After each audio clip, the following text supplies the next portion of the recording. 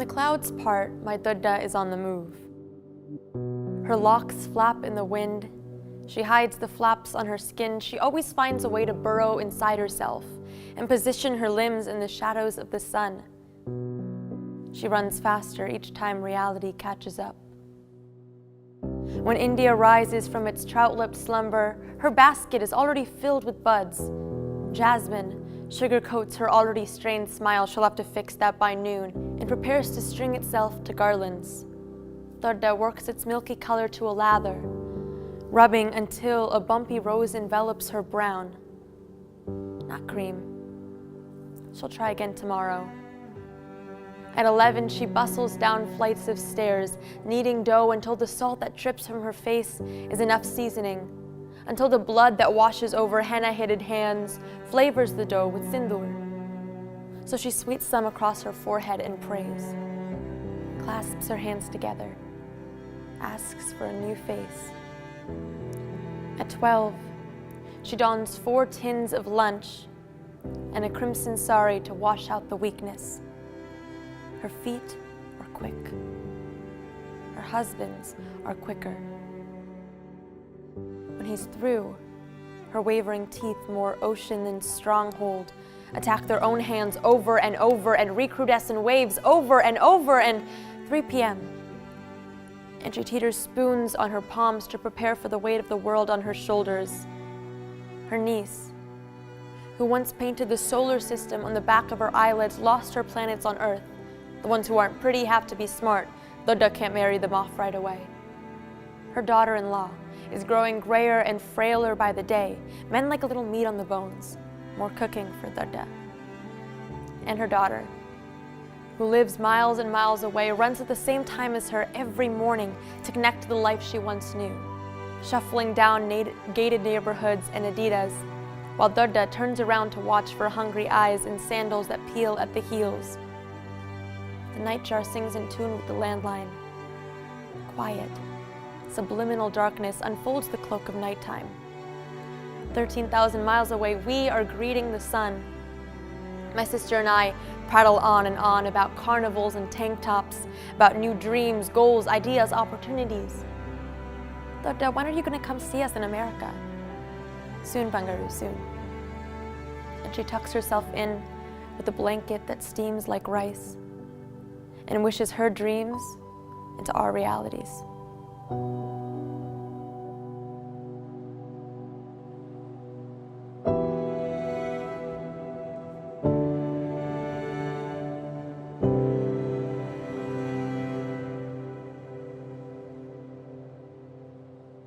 My poem, Dodda in a Day, the kind of inspiration behind it was, of course, my grandmother, because Dodda means grandmother in my language.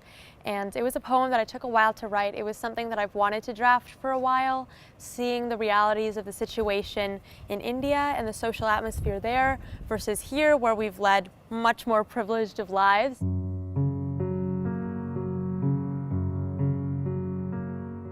And I kind of just wanted to write about the differences between my culture there, part of my life, and the other part of my life here.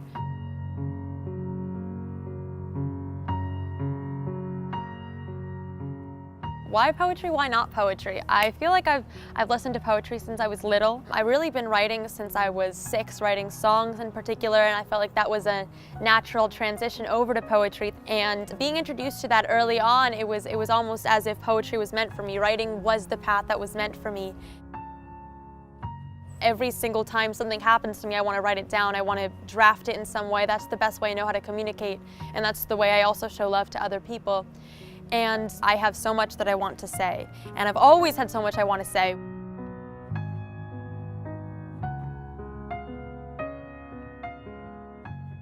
Poetry is something, and writing is something that people are going to listen to regardless of who the author is, because they connect with the work.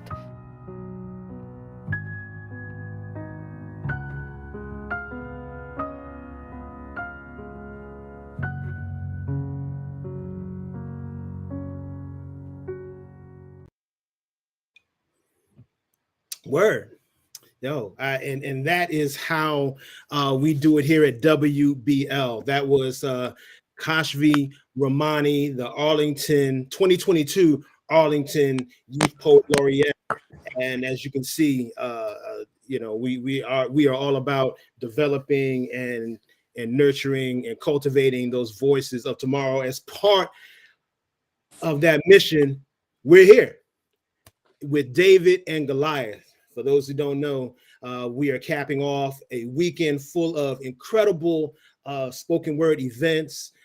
We've had, look, I got to pull my paper out to remind myself of all the stuff I did.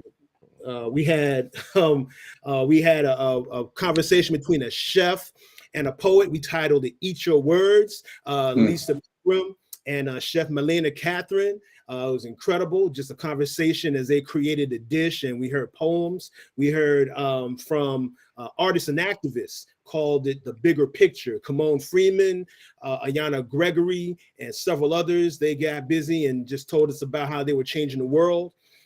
Story District, we collaborated with the folks at the incredible storytelling organization called Story District, and we had some hip-hop artists like Asheru come up and tell us their story of their travels. It was a great experience. And today we've had the WBL Book Fair. We had Joel Diaz Porter. We had who else did we have? We had oh man, I'm drawing a blank. Oh, we had Gabriela Orozco. We had some really great poets and authors. Alan King show up, and they shared their poems and how they, you know, create their pieces. And then we had Getting Free, LGBTQ open mic, incredible poets. We had hosted by Reggie Cabico and Ishane Shanda. Some really great poems. That was a lot of fun. And now David and Goliath. We're wrapping it up with this big event. I've got all my friends and inspirations here, and so I'm real happy to introduce you all to Gail Danley, Bonafide Rojas. We have WES Felton. We have Malpractice, Malachi BYRD. We have Elana Ernst. And we have Nilov Bias. Is that how you pronounce that? Pronounce it for me so I say it right. Nilov Bias. It's Nilov's Bias. Northeast Loves Bias. Nilov Bias. Yes. Any loves, so like Northeast, right? Oh, is that what that is? Okay. Any love bias. Okay. All right. See, look, teach me. Much love to all of you. Thank you. You're all luminaries in your own right. And there's a lot that I could say about you all, but what I'm going to do is bring you up one by one, let everybody spit an introductory piece, one piece, and then we're all going to come back together and have a little conversation and take it from there, okay? So I'm going to start off with my good friend Gail. So I'm going to get rid of everybody and bring Gail in. Yes. For those who don't know, Gail Danley, international poetry slam champion. I think the international, you went to Heidelberg, Germany, yeah? I sure did, with Joel Diaz Porter. You a renegade, yo. Back in the day. Yeah. You know, he don't let us call him renegade no more. Hey, look, we had that conversation. I asked him, I said, look, I know you as renegade. I can't call you Joel. You know what I mean? I have friends who I know in the artist sphere. Like, I call my friend Priest. I know he's Larry, but I don't call him Larry. He's Priest. You know what I mean? So anyway, like, you get me on the tangent. I'm talking about you. You hold a BA in broadcast journalism from Howard, HU, and you have an MA in radio, TV, and film from Syracuse. Gail performs slam poetry around the country. And has been featured on CBS's 60 Minutes. She's the author of 2 books of poetry, maybe more at this point. And you are, one of my dearest friends, and I'm so glad that you're here. Thank you so much. You, Patrick, I didn't realize how much I missed you until we got on this thing together. It's like, oh, that's right. Yeah, people who love me usually forget. Don't worry about it. I'm used to it. Well, that's another poem. Anyway, I'm gonna get out of here. I want to hear something from you. So please, okay. Yeah, let me hear from you real quick. The great diva Whitney Houston. Or when the great diva, let me start it like that. When the great diva Whitney Houston died, her funeral lasted 4 hours and was broadcast on CNN. Well, I know whose funeral won't be televised. The cafeteria lady from your high school. Scooped mashed potatoes in the ice cream spoon thing, gave you a little extra because hunger fell off you like steam, like butter. And she saw you. What about the librarian? The one with the thick glasses, who never made you learn the damn Dewey Decimal System, but always hid the best book for you. Because hunger clogged your eyes, but not your brilliance. And she saw it. Hey, what about the bus driver? Where's his funeral on TV? The one who never ducked the Hulk Hogan lunch boxes thrown at his head and kept on driving through the cacophony of fifth grade agony. He looked at your ass in the rear view and drove you 4 inches closer to home because the bully was behind the bus. Hey, what about the nurse who promised you it wouldn't hurt, but it did? But she held your hand, wouldn't let go the grip, and gave you a sticker when it was all over. But what you really wanted was to hold her face and kiss all her blush off and fill the hypodermic needles with the 17 seconds of strength she loaned you, ODing on her smile. What about the usher at church? What about the teacher who stayed after school with you and your algebra and your loneliness? What about your first kiss? What about your last kiss? What about the counselor who helped you dream college and the financial aid lady who helped you go there? What about the waiter who gave you a tip? How about the crossing guard, the manicurist who whispered, "Leave him," in your nail dust? Pressed your bloody cuticles in a bowl of warm water so the fear could break off of you like a chipped nail. Where's her 4 hours on C-SPAN, huh? Where's her casket made of gold? The cameras rolling like shovels full of dirt, rich and singing. I love you, Patrick. Thank you for letting me be on here with all of these fine folks. Thank you, y'all. Thank you. So I'm not going to ask you another question. We'll get to that in a minute. I'm trying to get everybody in the way. Look, I'm letting y'all know right now. Yo, we're going to go longer than an hour. I can tell right now. Because there's American Idol is coming on, Patrick. Okay, all right. Well, look. I understood, duly noted. Next up, there, I'm gonna go in alphabetical order for the OGs. Let me bring in my brother Wes Felton. So, Gail, I'll talk to you later. Let's bring in Wes Felton. What's up, man? Hey, what's happening, man? How you doing? Oh man, yo, I'm so blessed to have you here. You have, and I'm not gonna read your whole bio, but look, for anybody who knows, you are part of a musical tradition. Your father was a jazz musician.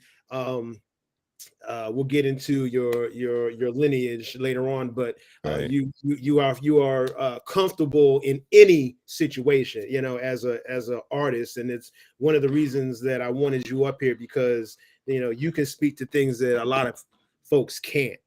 Right. Yeah. Like there's certain artistic experiences that I've heard about, I could comment on, but I didn't have put my hands in it. Yeah. You know, I started this when I was 15.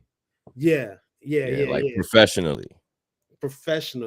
Like not as like a hobby, but literally like signing paperwork and actually making money. Yes. I mean, through art and poetry, and also it involved me being snuck into a lot of places, and people didn't know I was that age as well. Okay. Yeah. So a lot of those open mics, those poetry slams and things like that, I was very much like a minor in there. Yeah, but I was just a pen. My pen was just like crazy at a very early age. Right. And then that took you, from the unofficial tutelage to going to Carnegie Mellon. Yeah, Carnegie Mellon. Yep. And then I ended up winning a poetry contest up there when I was 17, and ended up going on tour with the Lollapalooza tour. They had a spoken word stage.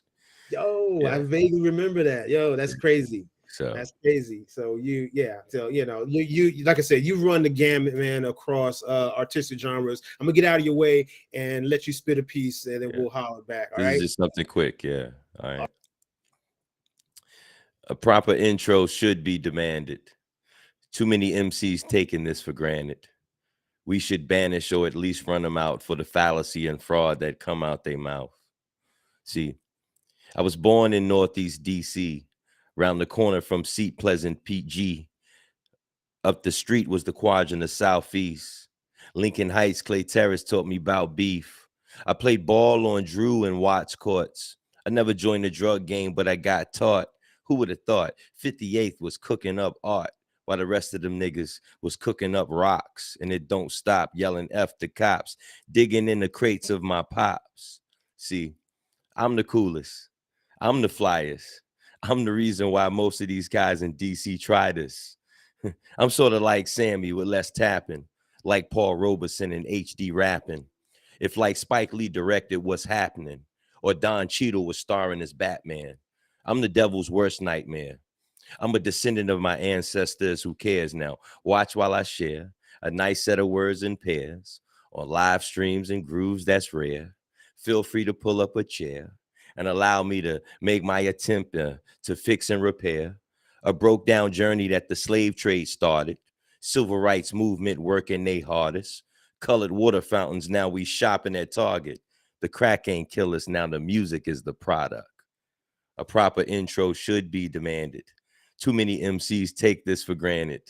We should banish or at least run them out for the fallacy and fraud that come out their mouth. Yo, see, that's that fire I was talking about. Proper intro indeed. Yes, that's what we needed. All right, thank you, brother. Yo, and I look forward to hearing more from you momentarily. So next up, we're going to bring up my fam. Yo, we've been through a lot together. We rocked on Def Poetry stages together, and he's an incredible New Yorican poet, repping the Bronx, and I feel like, man, I would have been remiss to not invite my man BONAFIDE ROJAS to get Yo, what's up? How you been, fam? Mad up close right now. I was like, I thought I had more space. I'm looking to make sure everything's okay. What's up? Thank you for having me. Hey man, look, I missed you. This is the only way that I could get my peoples, in the same space. So that's one of the good things about having this job, man. Look, all right, let me get out of your way, man. You got a piece for me? Yeah. All right, let me hear it. All right. This is called One Man's Fight for Love.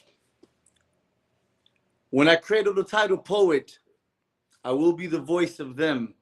I will speak of the survivors of Hiroshima, the cancer babies of Vieques, echoes of Amadou Diallo, whispers of a mother's scorn, voices of a shadow between bars, workers in California grapevines, uvas no, priests of Latin American liberation theology. I will feed my esophagus the cries of the homeless, the screams of the children of Palestine, campesinos of Chiapas, a rebirth of Sandino, speeches of Che. They showed me what it is to sacrifice for love. Words will be bullets fired in the night. a Molotov cocktail thrown at a tank, a rock in my defense. My voice will shatter every misogynistic statement ever spoken, a roaring Asada, a yelling Goldman, a shouting Lolita. I'll be the last breath of Anthony Baez, the last scream of Albisu, the final proclamation of Malik Shabazz, the last screech of Jimmy's guitar before he meets you on the other side. For when I cradle the title poet, I will know the truth. I will speak Armenian and tell you about genocide. I'll scat like Langston, howl like Ginsburg, love like Neruda. 5 in the afternoon, Garcia Lorca told me, I wish you shalom, in other words of Paul Celan. Futurist Akhmatova, Middle Passage Sanchez, Black Magic Baraka poetry. Sandinista Cardenal was our marks of victory. Love will be a box of ammunition. Haikus will be grenades in the hands of children defending their homes. My skin, my allergies, my blood, my lament, my breath, iambic intertwined with hope. This is a groan, a shriek, a grunt, a ballad, a sonnet, an ode. Poems will be earthquakes in its infrastructure. Paragraphs will be punches in the face of capitalism. For when I cradle the title poet, I will know what it is to love, because I know in its purest form, poetry is revolutionary, just like love. Thank you. Woo! Why you just going like Blaze, just like out the box, man? I think you're supposed to ease us into this, man. If I told you what year that one is, and I found it, I was like, oh, we're gonna read this. We're gonna read this from 2008. Word. Well, look. Speaking of 2008 and pieces older, you know, telling somebody, "Yo, I've got poems older than you." Let me bring up the next person. Watch you already know. See you soon. Watch this. All right. Next up is an incredible poet. I don't want to hype her up. But I'm going to bring up ELANA ERNST. Hi. How are you? Hi, I'm good. How are you? Everyone is amazing. This is amazing. Yes. Oh, no, it's about to be amazing. Thank you. No, but it's okay. not. Now watch this. I'm getting out of here. There's a little echo, but I'm getting out of here. And let me hear your poem. Okay. All right. This is called My Grandmother. I've been working on it for, it's not quite done, but yeah. Okay. My grandmother does not remember her 2-inch high heels. We sort through her closet, measure the length of dresses against floor while deciding whether or not we want to take them through BWI to home. I wear their embrace of fabric on Shabbat all through this winter. Every time I sprinkle soap into the laundry machine, I wince. I do not want to wash the scent of her perfume from the stitching. And my grandmother does not remember. The curls straightened out of her by a place that called them too loud, by herself with an iron because she thought they were not beautiful. I love them like my own in every picture. Her lipstick, her mascara, her eyeliner, they're all gone. And my grandmother does not remember. She does not remember that she is my grandmother. All is forgotten, but my grandmother remembers to correct my grammar. Her accent regal, my grandmother remembers that she's a dancer. I hold her while she spins, and her crossing mind steps are flawless. Her hands dance too, held up towards the ceiling fan of this white room that far above breaks into clouds and then heaven. Even as her words stumble, my grandmother remembers folk songs from the 50s. She remembers our lullaby, the one that is of the northern fields but somehow ended up in her city bedroom, and in turn, each of ours, she sings it to us now.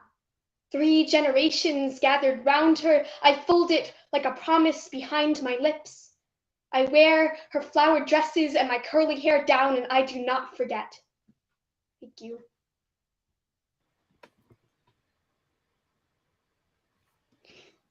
So do me a favor. I'm gonna. Okay. All right. There's no echo. The echo was killing me. But okay. So you are, you're in middle school. I'm not even gonna say how old you are. You're in middle school. Let's just leave it at that. That is incredible. Your mastery of language and just feeling is far beyond your age, and I'm impressed. That is why you are the Youth Poet Laureate for Montgomery County. So thank you very much for being here with us. Okay, stick around, get another poem ready. Okay. Thank you. All right. So next up, representing for the how do I call this? The Stars of Tomorrow. I'm going to bring up. Let me bring up Malpractice. Where are you? What's up, fam? I'm here. Yes. You've been busy. You've been busy. I'm always busy, man, but I'm blessed as always. Hey, you just want I got sliced because I saw you win this go-go challenge recently for dude, you got the I got the best trophy I ever got ever. It's glass. That's sick. That's sick. So yeah. Why you flex on us like that? So somebody always told me when you do something like this, you got to have like a statement piece. Like you got to have like one thing kind of next to you, so people not always looking at you. I was like, right. Or put it behind you so you can see it. That's what you did. Right. So, but look, I'm happy that you were here. Yeah, but I heard the go-go challenge was incredible. I may ask to hear that piece. I don't know how that's going to work or fly with you, but is it a possibility? Maybe. I got my mindset on one piece to start off with, but okay, next couple rounds, we're here. All right. Let me get out of here then. Go ahead. Say less. Peace, y'all. My name is Malachi Malpractice Bird, and I'm going to be reading a piece from my book called Crowning Too Early, and it is called Homecoming. On the ride through South Africa, me and my homeboy watch the horizon like we're waiting for it to end. Him, south side to the brim. Me, northeast, some half empty, half full, privileged poverty concoction. We're both full tonight. We step off the bus and the sun tries to give us a handshake. We dap it up and go for one of those "it's been a minute" hugs. Because it has been a minute for us hood black boys since we could think I am instead of I should, since we hood black boys could see the soil decolonized from concrete, since we hood black boys could let loose these backed up tears. Back at home, we choke back the cries because we might flood the apartment. But here, we can let it rain and water all the buried things. And this is when we realized that the hood had deceived us, realized that the earth always has far more life than death. And that means something, especially to the boys who are told that they look like dirt, but don't look like God, especially when we walk to school. The skeletons crack beneath our concords. We wipe the marrow on the mats. We sit in the class and never read because we know plots all too well, know the shots all too well, know them so well that we started dancing to the echoes. But here we are, far from DC and Cape Town, and we didn't have to explain this dancing. I hand my homeboy the aux cord and we groove to his pulse. If you've never seen a black boy ballet, your life is incomplete. And if you've never seen a homeless man kiss the floor of his childhood home, a home that he barely remembers, but just feels right, do not ask him any questions. The love will boil over when it is good and ready. And I am good and ready for America to feel like a homecoming as well. To not make Black lives matter more than all others, but to make my breath matter at all. To overdose on the sun without it being some metaphor for the light I will never have. To see a bullet and not be afraid that I will find my name in its fine print. For this country to hold my head and be outstretched arms to be open shoulders, to be warm chest, to not deem me waste. America, it is your turn to pledge allegiance to me, for you to put your hand over my heart and feel this beat, to truly declare justice for all, for me to kiss American soil and for her to giggle like she's been waiting for that, for my brothers to not go from cute to criminal at the flicker of a birthday candle, for us to spit bars without stumbling into some pipeline, for me and my homeboy to not have to cross the world just to feel at home. Thank you. Dude, yo, I miss hearing your voice, man. I miss it. I miss it, yo. And that book is entitled Crowning Too Early. Yes. Crowning Too Early. Yes. I'm gonna be sure to put that in the chat so folks can see that. Yes, thank you for that. Thank you. Appreciate you. So we'll see you in a minute. I'm here. And let's bring up Any Love Bias. What's up, family? What's up? What's up? How you feeling? Give me a 5 count. What's happening? Yo, over there with the sexy lighting and the shadows and everything. Yo, Man, we gotta get right for the people. You already know. Man, you giving it to them. So look, you are, as I mentioned, without putting you on blast, you are part of a musical family. So is there pressure? Is there pressure to this, man? Do you feel like you were expected to do it? Tell me about that experience. I mean, it's a little weird, I wouldn't say I was expected to do it. It was a reoccurring thought in my head, just growing up, just like, yo, when is it gonna hit for you? Like, when are you gonna really just like start putting things together? Waiting for the light to come on, huh? You see, I mean, it kind of just sparked when I was like, probably like 16, 17.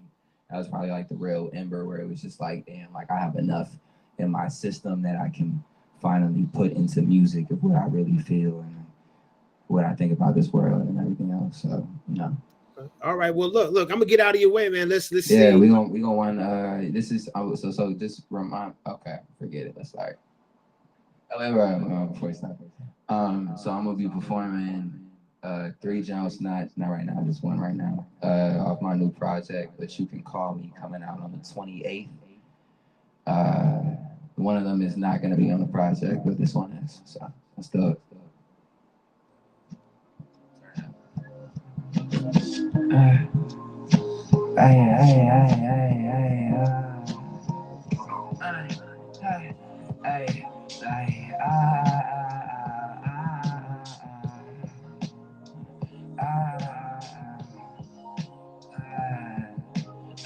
Trouble, young man, doing all that you can just to keep your head up. Never mind your head down, could have said the wrong stuff. Hitting me and then I clogged up. Bloody nose kept the clock shut. Panic in a room, this ain't disco. Bum wine spilling straight Cisco. Was very tipsy, I'm still with the info. Legacy deflated, it was for the mental. Make the wrong plays, you ain't fundamental. As a kid, threw bananas out the window. Volley up the money, use Satori Tendo. Make you a geek if you thought this coincidental. Make it out the hood and consider monumental. I feel like twirling on my feet and then I reassemble. Gentrification comes scorching, now it's residential.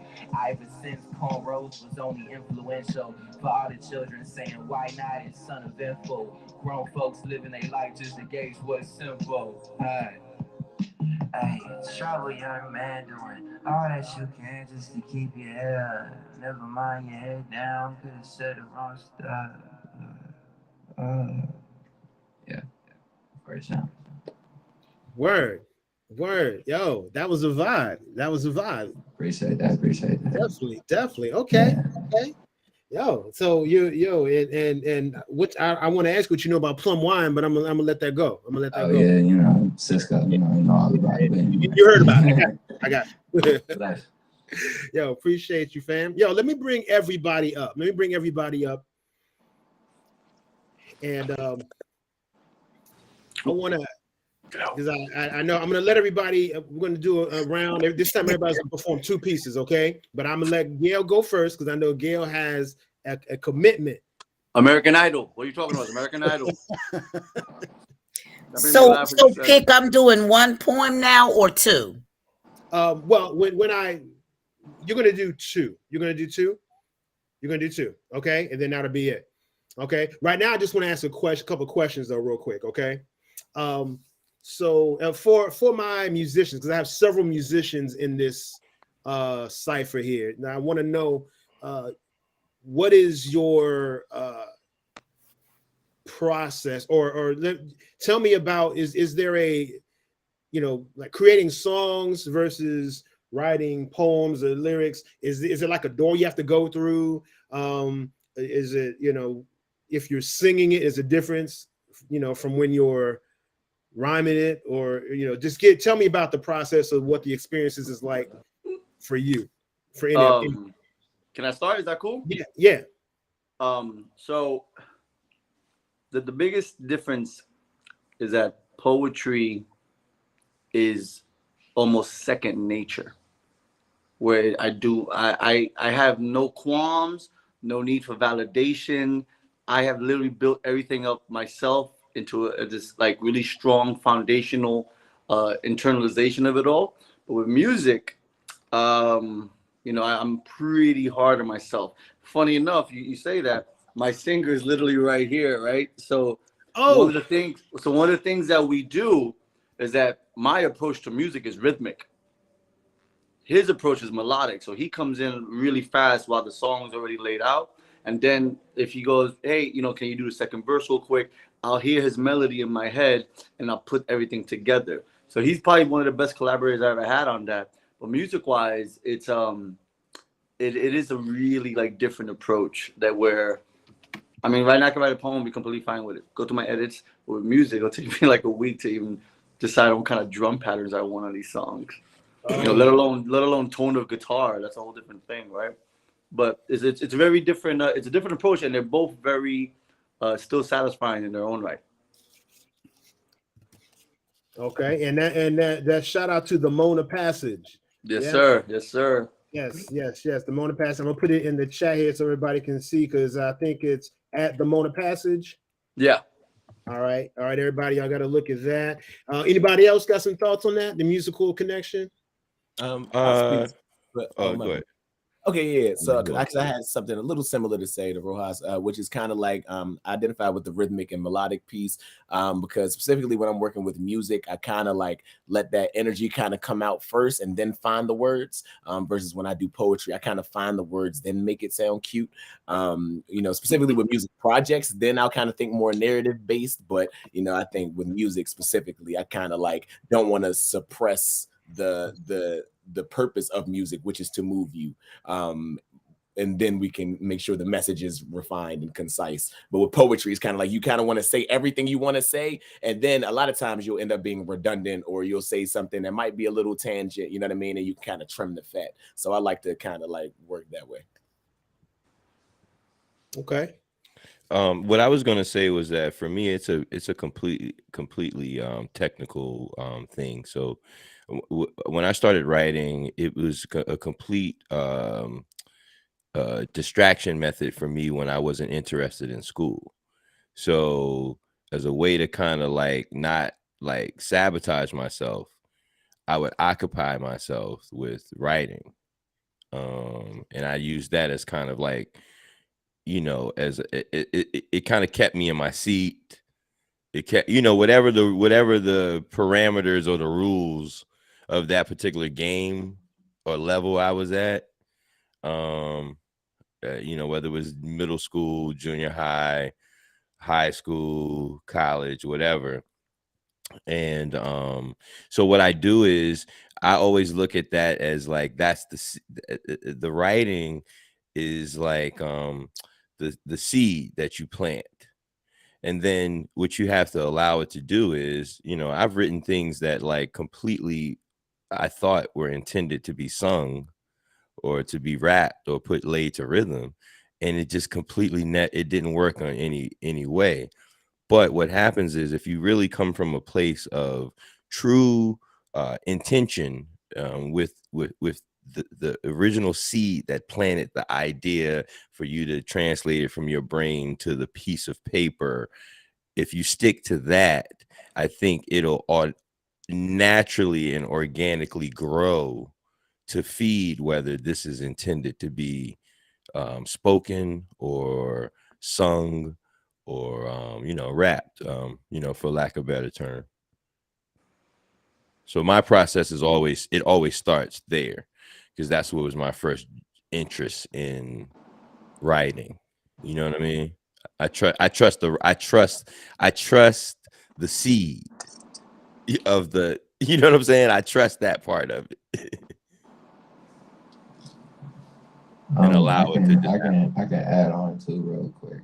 Yeah, please do. I would say, you know, when I was younger, I wrote a lot of poems, just like, you know, coming up, just would be in my room writing poems. And when I got back into, you know, the idea of getting into music, I went back to those poems, and that's what put my ideas kind of, you know, into fruition. You know what I'm saying? So it's kind of like, it goes both ways. Like, you know, I try to use as much as my adolescence as possible to bring into the fun of my music and the excitement and the feeling just in general. But that's also, you know, the same with my poems. I was doing the same thing when I was younger.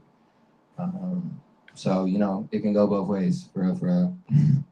But that's me.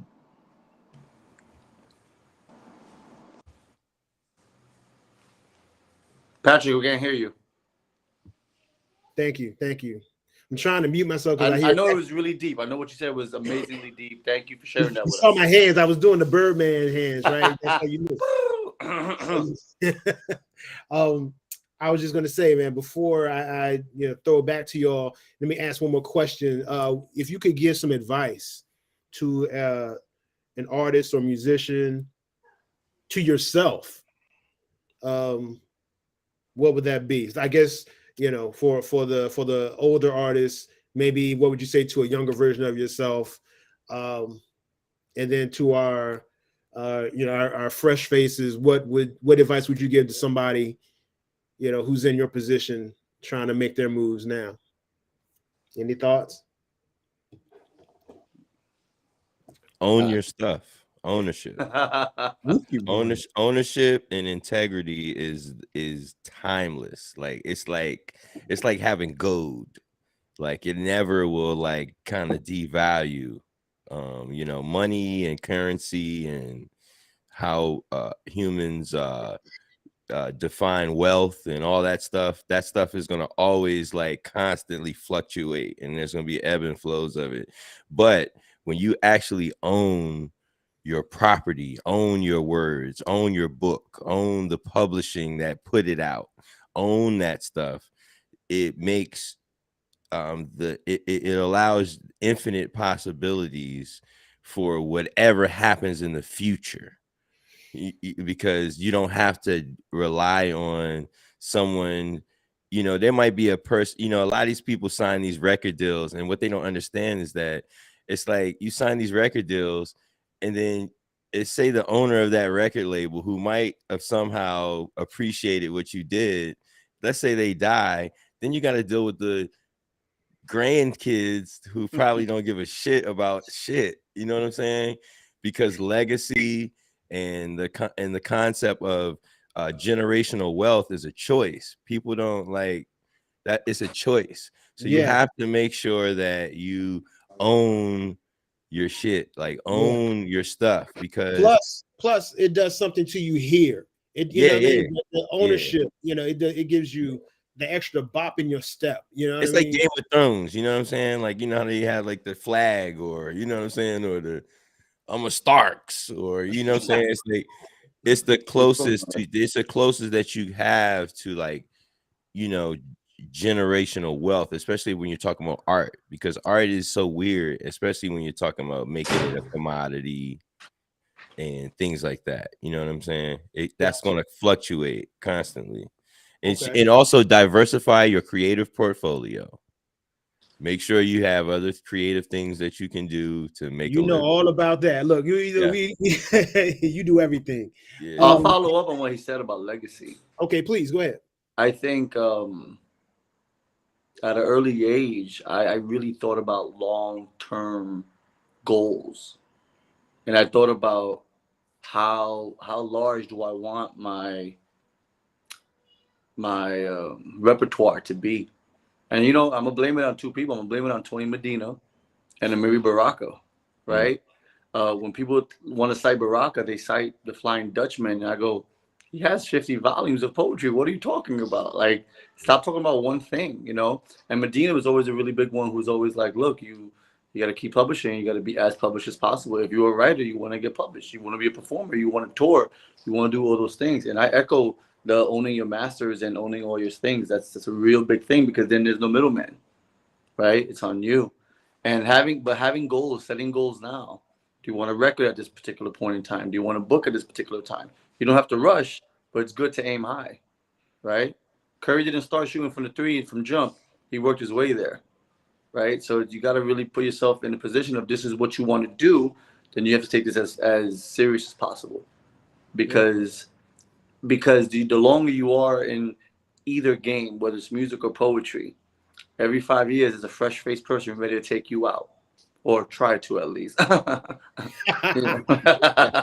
And you know, but that's a real thing, because and then you know, next thing you know, you're the fresh face on the block, and then 5 years later they look at you like you're an OG, and you're like, I just got here, and you're like, I'm 21, I've been here since I was, you know, like been here forever, and they're like, you know, here's a whole new crew looking at you like, okay, that's who we want to take out.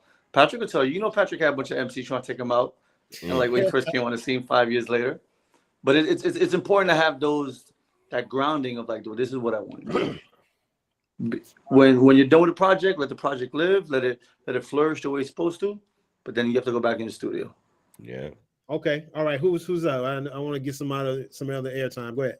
Yeah, I wanted to respond to that. I wanted to say, one, I would tell myself and anyone else to always to remain a student, a forever student. Then that means like to always listen more than you speak, and to always read more than you write. I think that's important. You know what I mean? We always come in with fire, but to sustain that fire, we always have to generate content, and to always have to develop our insight. You know, we have to be students of life and students of the craft always. And the second thing is, there's no such thing as bad practice. You know, the skills that we have are ones that are intangible, and especially when we as artists are in a pool where everybody kind of wants to go for a finite amount of things. You never know when your opportunity is going to come, whether it's music or poetry or whatever type of performance. So you always have to be ready for whatever stage and whatever it may look like. And you always have to be prepared for a situation that might not go the way you think it's going to go. A slam where the lights don't work, a slam where there's no mic, a slam where they say, oh, well, you can't rhyme in this poem. You know what I mean? Like things like that. You always have to be ready with your craft. And the only advice that I would have is just to treat yourself and treat your art like your biggest investment, because at the end of the day, that's what it is. Word. Anybody else? No? Okay. Hold on. Okay. All right. Okay, so I mean, for any artists that are, you know, my age, or, you know, not even my age, but just in this kind of generational gap that we got going on today, I would say that you have a sound. You know, as an artist, every artist has their sound, and you know, a lot of people will either, you know, knock it off and they'll be like, yo, your shit is whack, like that shit is ass, or you know, there'll be people that be like, yo, that's raw, like you need to keep pushing. I would say with that sound, if you are confused with it and you have no idea what you want to do with it, you need to think of the bigger picture with that sound in the first place. So it's not changing your sound. You don't have to change who you are. You're gonna have to think of the bigger picture with what you already have in the first place. That's what's gonna make a difference. You need to also start listening to different samples that this world likes or enjoys to influence in your songs. If you wanna get anywhere or move anywhere, because that's just what people like nowadays. You can still be true to who you are, though. You know, that's where it matters. It's whatever you feel is right. You know, but definitely just think about your sound for as much as possible until it really just connects with the rest, and then it becomes fun. And I want to jump in a little bit on that. Here we go. Here we go. Just a little bit. You know, we do our thing by ourselves, right? As spoken word artists, unless you in some kind of duo or, you know, you're on stage with 3 people doing a group piece, primarily you doing what you do on that microphone and it's just you. And that's beautiful. But I'm beginning to think, y'all, that the only time you should be by yourself is when you're on the microphone. When you step away from that microphone, you need a team. My shit didn't start taking off. I didn't start being able to put some things away in the bank and actually be unafraid of my son's tuition until I got a team of people. You know, we're so used to pushing the go-kart, pushing the wagon by ourselves, but it's really who knows what I don't know, and how can I work with them so that I can go further toward my finish line, toward my goal, whatever that might be. So don't be afraid to ask and to receive 12 hands pushing you instead of just your 2. And then the other thing I wanted to say was, and some of you have already said this, so I'll make it really quick. Like, be your voice, like whatever the little cadence is of the moment. I mean, you can experiment with that, but don't get stuck there. I mean, to me, there's nothing better than a poem spoken in the poet's true voice, where they're not affecting the voice. They're not trying to sound like Malachi. They're not trying to sound like Saul or Patricia Smith. They're not trying to sound like Sonia Renee. They are being so essentially themselves in their own voice that the beauty is irresistible. Be you. Authentic, yes, always. Well, look, speaking of authentic, I'm going to get everybody out of here except for Gail, because I know she's on the clock. So I'm going to give you the opportunity to do your thing. And yeah. Okay. Thank you, Patrick. I know you don't want to think about this, but here goes. We all moan for our mamas as we die. Okay, there, I said it. Don't strangle the messenger. I mean, this makes sense, y'all. The same woman who brought you here returns when summoned to take your ass home. There you go. Why? What did you think this was? Sesame Street? You thought you pray at the end? That's for the cancer diagnosis. That's for avoiding parking tickets. That's for keeping the car moving around the beltway instead of stopping. Those agonal breaths, they're just moans for your mama. Even my cat Olive knows this. Wait, I'm keep clicking the chat away so I can see. Even my cat Olive knows this. Prowling the hardwood, one pupil open, on the lookout for her mama. So when 12, then 8, then 4, then 2 all leave your cold hospital room, then that final nigga who refuses to go home because y'all used to date.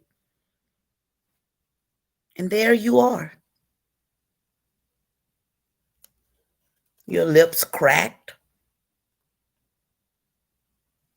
Don't get mad at me for saying this. You know this. Your organs quitting one by one. And you kind of teetering between the clasp of your good daughter's hand and the hospice nurse board and doing overtime. I know we don't want to talk about this, but As soon as your nosy, never loved you neighbor leaves, you'll start calling mama's name from way down south in you, behind and beneath your veins. And it doesn't matter. Listen, y'all, it doesn't matter if mama's been gone since before your miserable prom, or if mama's in the kitchen reheating chicken thighs for the repast. You're gonna chant her name till it dries in your throat, till it stops in your heart, till you forget what you were even crying for on the sidewalk beneath your broken cheek. Your neck finally severed.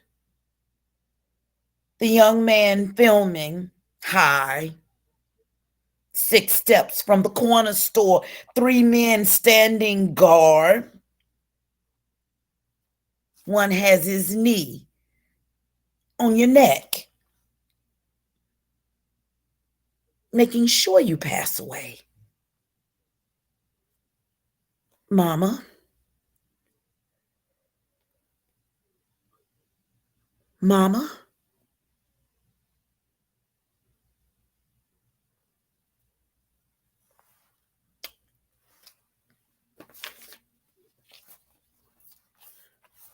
Pick, do I just roll into a second one? Or are we still going round robin? I'm here. Whatever you want, Patrick. Yeah. Oh, wow. You all right over there? Look at you. Yeah, I'm all right. Yeah. You just gotta take them big glasses off and right. Yeah, just add out a little bit. Yeah. But I mean, that's the kind of stuff, right? I mean, I know it's morbid, but you kind of start thinking about it when you get core. Yeah. Close to 60, right? Right. So listen, for everybody, we're going to go back to back. You don't need to bring me back in. Okay. Yeah. So and Andy, after her, just go to the next one, okay? All right, we gone. When they ask us what we do for a living, we sing our mother's dreams for us. We say, well, I type letters. We say, I teach. Or we say, I tend bar. All the while we shrivel. Our souls amputated. When they ask, what do you do? It's like the universe leans in for the answer. What to say? Are you a poet? Bitch, answer. And some of us who would be divine start receding from the altar of truth. I say, either you is or you is not. I know those bills come more faithfully than breath. So we wear false titles like strap-ons. Ram the blessings in the butt. We say, well, oatmeal better than no meal. God understands. Ain't nothing pleasing God more than a working woman. But what happens to that fistful of words? Your wrist pinstriped with the blood of lines unwritten. What do we say when they ask, what do you do for a living? Some of us are brave. Some of us unsheathe our swords. Some of us stand ankle high in the quagmire of poems finished and undone, and we tell them, we say, I'm a motherfucking poet. I would sooner die than stop these words. I am compelled by an irresistible force. I was born this way. I got the mark of the beast on the back of my hands. My lights turned off. I don't care. I write better by candlelight. My girlfriend left. Whatever. No food. I binge metaphors and I purge personification. I am witness, I'm voyeur. My name is written across the mouth of mountain sea. I am much more than wordsmith. I am much more than the stab wound of the 5th grade bully. My hands duct tape. Watch me right behind my back. I do this because I must. I will not be silent. I will not be silent. I will not lie down. I don't have a mute button. I will tell till the oceans dry. My word is the word of God. In the beginning, in the end, let it forever be written across the notebook that y'all call sky. I am a poet. I am a poet. I'm a poet, God damn it. And I will never die.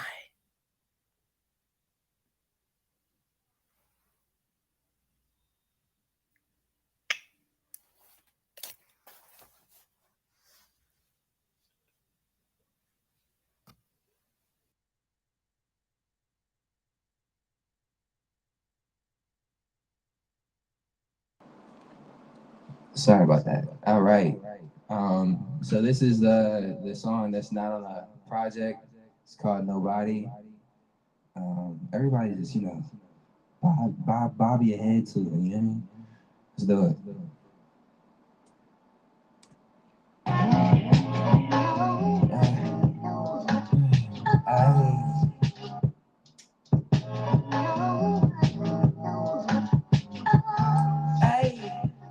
Like nobody needs to know shit. Nobody needs to know shit.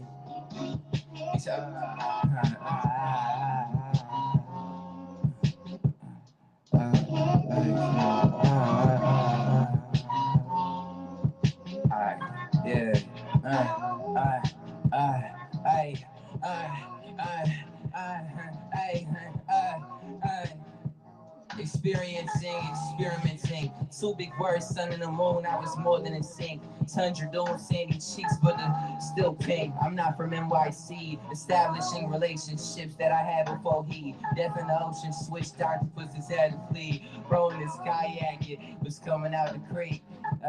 Nobody needs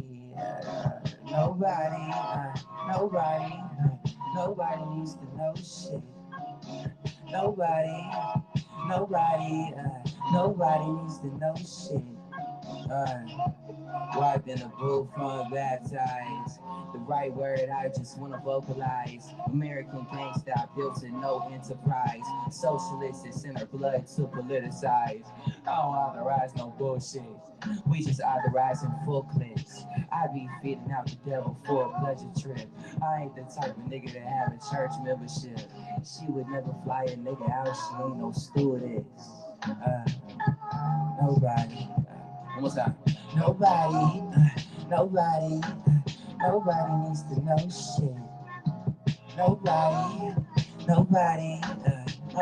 needs to know shit.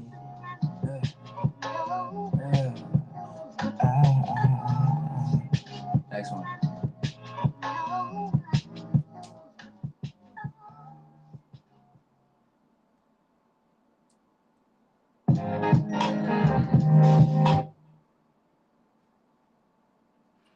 Let's do it.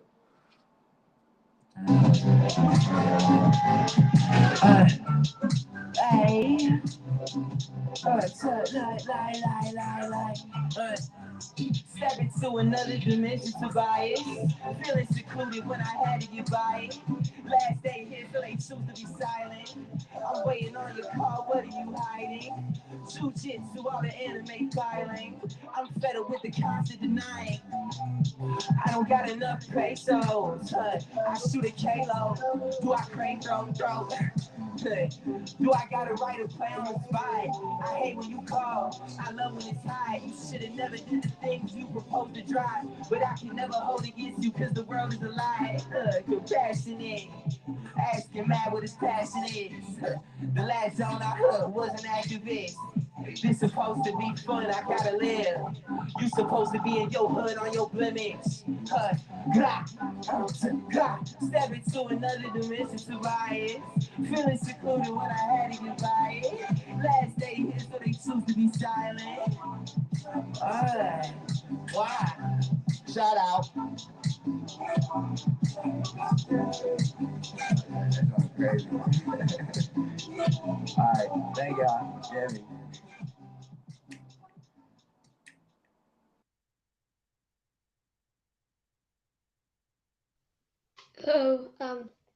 This is called Nature's Lament. The cactus whispers his last plea for water, his green skin coated with the dust of death. A piece of wind that was once of the ocean speaks of high tide come again, and the desert does not cry. She has no more tears to weep. The glaciers shift in their slumber, they cannot breathe. Fingers of ice unclasp, upturn, fling away frosty marrow, rime on eyelids, frozen limbs become brittle, bleeding, frangible. Cast off icicles float in water, and splintered glitters of plastic menace litter waves like soot stains from a hurricane's ashtray. The ocean swallows this all. Sighing, she is bruised and swelling, and while Utah is choked by California's smoky breath, smog folds itself in half to rest in the arms of Vermont's Green Mountains. They open their hands to push away, their mouths to scream, but at once their snow-capped faces fade behind a curtain of gray. That piece of wind that was once of the ocean finds its way here, into my ear, into Rock Creek. An American beach beside me bends to listen to its tale, and her roots dig deep into soft earth as she prepares for storm. She knows how to bend, how to bow in the presence of rain currents and stories, but she has not broken yet, and she has no intention of it. I take her hand in mine. I will not let go. The second one is Untitled. I wrote it very recently. But before I read it, I just want to say that Gail, I was crying. So I just want to say what reason. Okay. 1. I am born with history tucked between my front teeth, with inherited miles compounded into the soles of my feet. The first time I know my name, I will learn that I come from vibrations, from nothing but voices so loud they have been mistaken for thunder, for God's heartbeat. I am perpetually spanned across pencil-shaded chasms and moon fissures. I have lived in every furrow of land, seen every glimmer of cinnamon freckled in air. I carry almonds in my pockets. All I know how to do is listen and walk in the patterns of constellations, too. Remember once we carried our houses on our backs, though home was a place we had never been. I could tell you about the slender weight of timber balanced against spine, about the gaps in ceiling beams cut for the edges of stars. I could tell you about miracles, the kind that need oxygen to exist, because I know this story like I know my own name, like I carry pomegranate seeds in my pockets. You know, I was there the day the world got created, touched the pulsing heart of the sun. I have been aluminum, titanium, butterfly. I have been sweat-streaked and tea-drag. I have been wanderer. I am still wanderer 3. I stand here, daughter of the Nile, raised only by worn hope and glimmers of the past. I carry apricot pits in my pockets, wear crocuses in my hair. The truth is, I have learned remembrance better than living. My name rests in between black lines of scripture, though it doesn't seem to have a place on your tongue. I have been born 1,000 times, died more than I care to recall. My graves are unmarked. My hands are full. My feet are always broken and brawny. I have been here before. 4. I wonder, is there a psalm for every place we go? Must we look for them in each wrinkle of the horizon? I do not know where I will be buried, but wherever it may be, an orchard will bloom in that place every April. So until then, I will carry seeds in my pockets, just as those who came before me did, and I will plant home wherever I go. Thank you.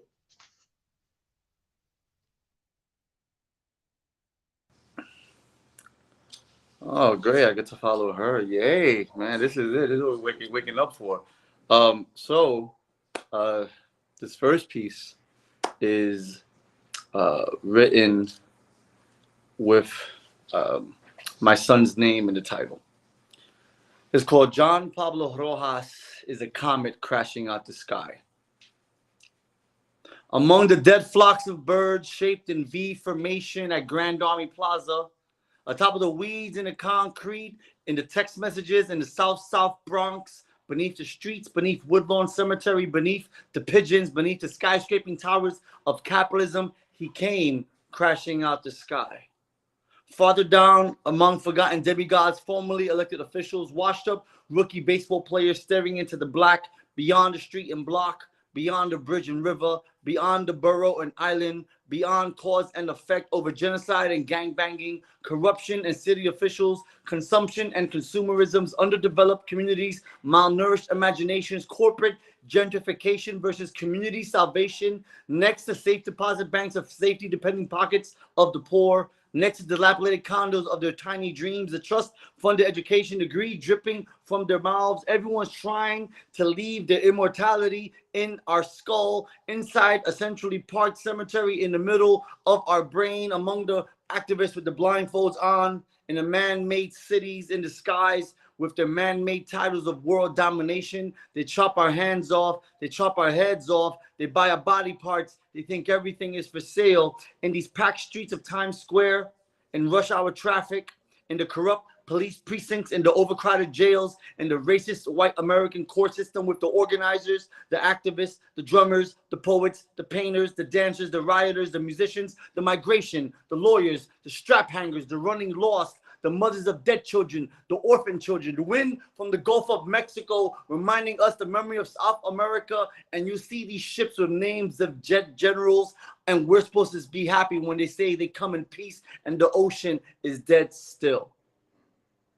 And all that we carry, and all that I carry, is an empty briefcase for possibility. With my heart, my fear, I stare at the stars, I count the planets, I see the moon being a master and servant. I see 6 sea serpents and 6 black hawks looking like shadows. And then he crashed out the sky with nothing. No home, no name, no breath, naked. Hoping to come home to a better world and to a better me. And when he arrived, he was so beautiful. Thank you. So now this next one, I've definitely been focusing on how family, reinterpreting this whole family history. So this is, before I go into this, so this is Notes on the Return to the Island. These pieces are in this book. This is my last book. And this is called, ironically, I'm in Santurce, Puerto Rico right now. This poem is called Last Night in Santurce. Last night, I read in the same streets my father ran through, and I imagine him con Rafaelito, Junito, Keko, and Georgie acting like fools with all the best intentions. I seen him running down Fernandez Juncos, posted up on the corner, asking girls how was their day. We hear Junito be loud and obnoxious. Keko and Georgie lower their head, screaming at him like, Mira, déjala. I see them waiting for the bus that will never arrive. I see them arguing over who smoked the last cigarette. I see them be wild and innocent but get singled out, make the wrong decisions, develop the wrong vices. I see them fighting people who looked at Keko wrong because he was the nicest one. I hear Rafaelito tell him he's joining the army. I hear the guilty and the gavel as Papi goes to jail. I don't even know what street we're on anymore. It looks like Avenida Ponce de Leon, but it could be Willis Avenue. The barrios of Puerto Rico always have similarities. An army of banderas, the smell of café en la mañana, a cuchifritos on the corner, a bodega owned by Don Carlos, and the salsa playing in the background sounds like Cheo Feliciano. So last night, I read poetry in the same streets my father roamed through, and I see him in his youthful abrasiveness, thinking he knew everything in the world, that he had everything planned out. And I want to walk up to him and tell him, Mira, papi, ten cuidado. And say it like he would know I was his son. I would say it like I could change his future, even if it meant me not existing. Because I wanted him to have such a different life than he lived, like a character in a Garcia Marquez novel, but not a Greek tragedy, not a crime noir, but something magical. And I tell him, Papi, there's so much for you to do in this world. Don't go out with your friends tonight. Call that tiriganita, you me fella.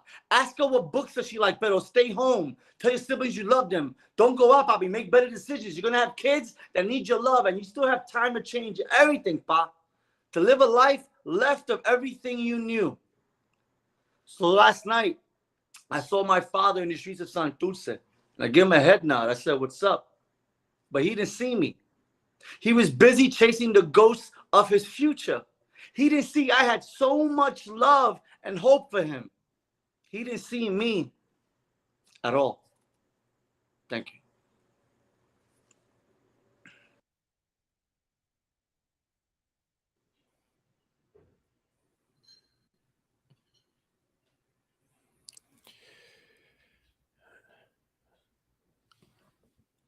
My skin is black, but they just see NFL. They just see NFL. They just see NFL. See, I was born into this world a free agent, a single mother, 19-year-old forsaken by my daddy, a man with no patience, traded for adoption towards my greatness, picked up by a white team with little privilege. I was still a black boy with black boy visions. Sports was natural, defensive, and punter position. In my mind, I'm wondering if my dad did this. I pushed through to become the true me, 4.0 GPA, basketball, MVP. Got recruiters wanting pieces of me, pieces of their teams. A free agent, barely 19. Headed to Nevada to further pursue my dreams. Quarterback, even earned a degree. Learned more about me and the ones before me. The shame and the glory. Some American dreams are a horror story because my skin is black, but they just see NFL. They just see NFL. They just see NFL. Fast forward to 2011. NFL debuted October 2nd, new lessons of what it's like to work for an owner, navigating through the field, no longer the corners, mansions and endorsements, meals of great portions, adopted to a system of corporates and sportsmen. Meanwhile, in Ferguson and Portsmouth, cops are killing in great proportions. It was never my intention to draw self-attention, but rather more attention to the murders I aforementioned. I never flaunted no hoes. I never stabbed a person at the Super Bowl or knocked my lady out cold. I never got busted for trees, never took money under the table for greed. But somehow I'm the villain of the league because I took a knee for individuals who look like you and me. My skin is black, but they just see NFL. They just see NFL. Apparently, when they see me, they just see a nigga for life. Because my skin is black, but they just see NFL. It's plain to see when they see me, they just see a nigga for life. NFL.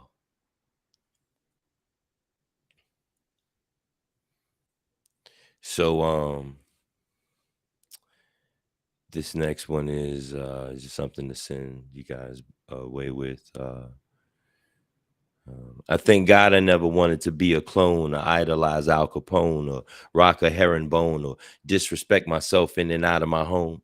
Never been a brother ashamed the way I was from. You got to go out and get it, not wait for it to come. Never been addicted to that coke or that rum. Never took a life with a gun or harmed a human for fun, but I got a few gangsters who protect me and my son. You can't get into information. This country's in peril. Too many people hating. We think being famous is the same as reparations. We think smoking weed is the same as meditation, or others are using it as a form of medication. Incarceration is the new black vacation. I'm trying to practice this hope with a whole lot of patience. I want to feel American pride with lots of cadence. See, we the only people on the planet taught to hate our culture, while others exploit and eat off of us like vultures. Stress on the inside like ulcers. Racist government stretch from DC to Tulsa. Aren't you tired of the bullshit and the lies? Aren't you tired of the murders and the cries? Meanwhile, Kim trailing in the sky. But y'all don't want to hear that in your music or your rhymes. How you gonna matter if you think that you better? And because you got some money that your water's more wetter. Joke's on you. Are you an actor? You got less influence on your kids than the average rapper. You got the nerve to walk around with your chest poked out while your daughters are getting turned out and sons are getting smoked out. Oh, man. I don't know whether or not we should get these votes out or whatever it's going to take to get these racist folks out of America.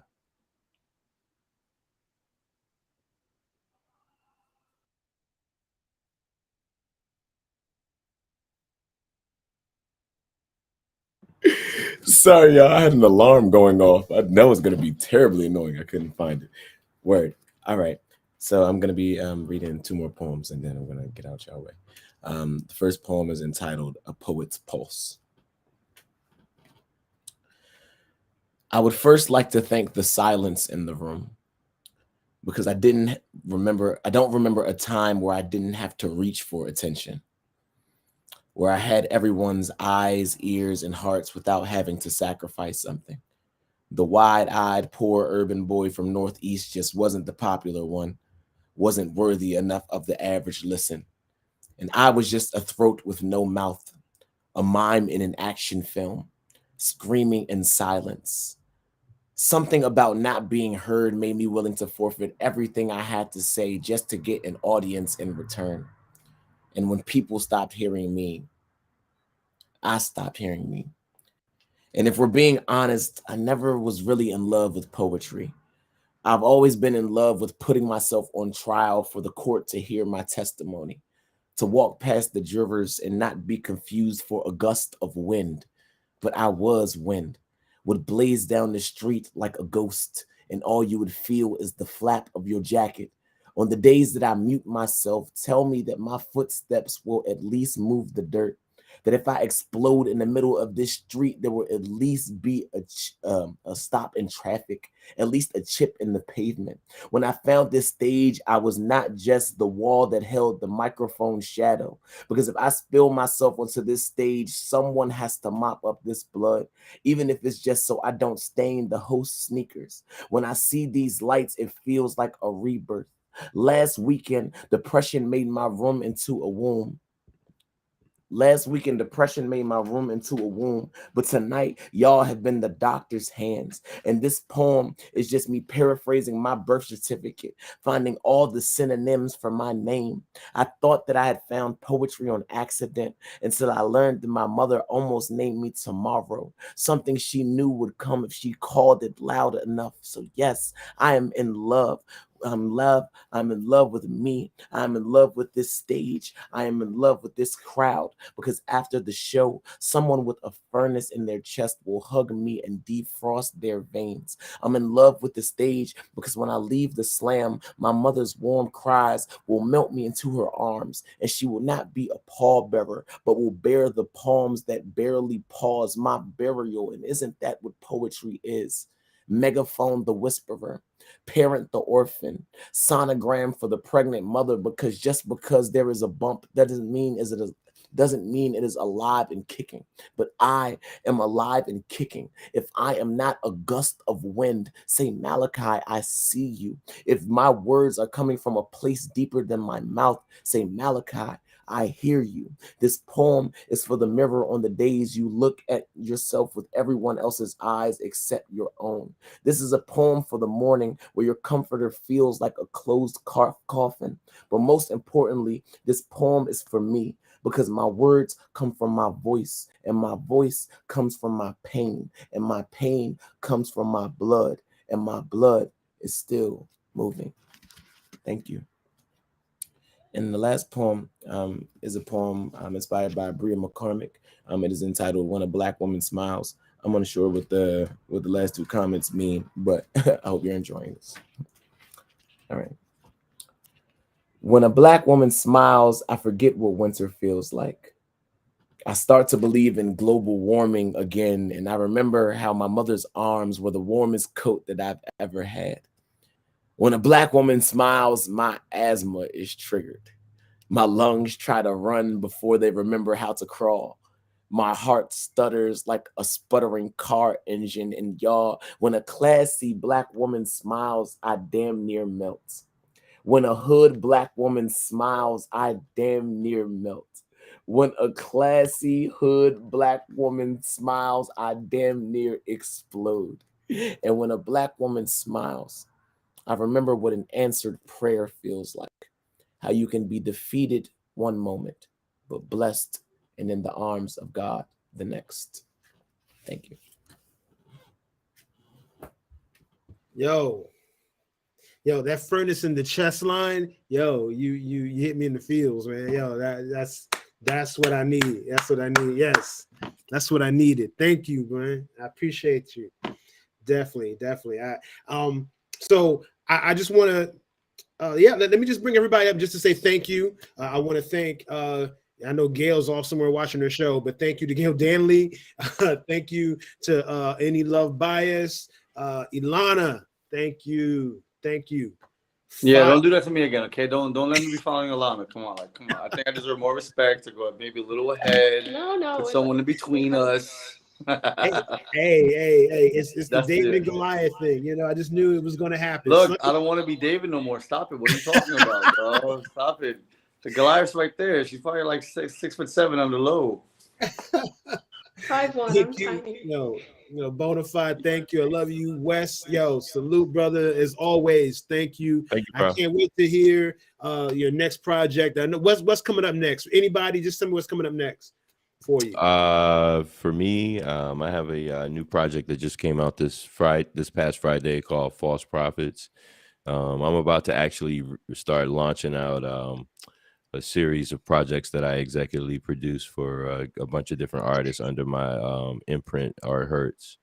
So the first one will be Kenny Allen, which will be who just relocated back from Ethiopia to America. He's like the first one that I'm dropping where I did all the production and kind of made him come in the constraints of my visions. So that's like done, and that's going to be out on the 6th of next month. And then I'm going to roll out another one where it's a young lady, myself, me and Katrina, Kenilworth Katrina. We're doing the homie. We're doing the duo together. That's going to follow up with that. Okay, well, look, do me a favor. If you got a link or something, put that in the chat. Wes Felton DC is how you can find me on everything. Okay, all right, Wes Felton DC. Anybody else? What else you got? What's coming up? I battle rap. I got an event on Friday. I'm battling the Baltimore Bama at 6 p.m. Golf Ultra Lounge in Silver Spring. Pull up if you want to. Where is it? What's the name of the place? Golf Ultra Lounge. It's in Silver Spring, right by the station, right across on the border. 6 p.m. Dude, I'm not. Yeah. What day is it? Friday at 6 p.m. I'm typing it in, right now. I want to check that out, actually. Golf Ultra Lounge. It's gonna be. I haven't been to like a battle in a long time. Right. Oh my God. So, you know, we're performing again. We actually have a show this Friday. Also, we have this residency in Brooklyn. We're gonna try to get up and down the East Coast. So, you know, I definitely want to go to DC, right? So I can pay my homage and play my bad brains when I'm there. Don't play with me. Hey, you already know. Look, I need to see the Mona Passage, so I will work to make that happen, no doubt. Let's make it happen. You already know. And then we have a barbecue at my sister's house. You already know, because they don't know that my sister lives in PG County. My sister lives in PG County. I'm always down there. Yo, okay, don't tell everybody. You already know. Anybody else? What you got? Yeah. I just like before, I got an album coming out on the 28th. Oh, is the mic? You got the mic? Copy project on the 28th. Coming out on the 28th. It's called "But You Can Call Me." It's following my last album called Niggas Call Me Bias. So yeah, it's gonna be on all platforms on the 28th. Make sure you give it a listen. If you like it, add it to your playlist, share it with your friends, and Yes, put your IG in the chat. I don't even know how to. It's saying private chat up here, and if you put in the private chat, I'll share it in the public one. Okay. Cool. And Elana.